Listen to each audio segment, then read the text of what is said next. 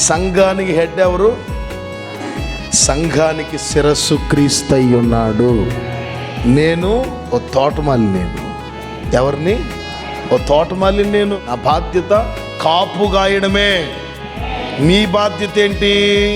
ఎండకుండా పండాలి. మీరు ఆ ఆకు వాడక ప్రతి కాలమందు ఫలమిచ్చే చెట్టు వలె మీరుండాలి. ఆత్మీయతలో ఎండిపోకూడదు, ప్రార్థనా జీవితంలో ఎండిపోకూడదు, విశ్వాసం అనే వేర్లు ఎండిపోకూడదు.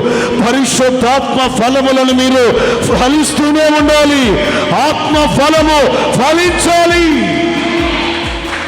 సంఘం అనే తోటలో నాటబడిన మీ బాధ్యత ఆకు వాడక ప్రతి కాలమందు ఫలమిచ్చే చెట్టు వలె మీరుందరుగాక. చాలా మంది వాడిపోయారు.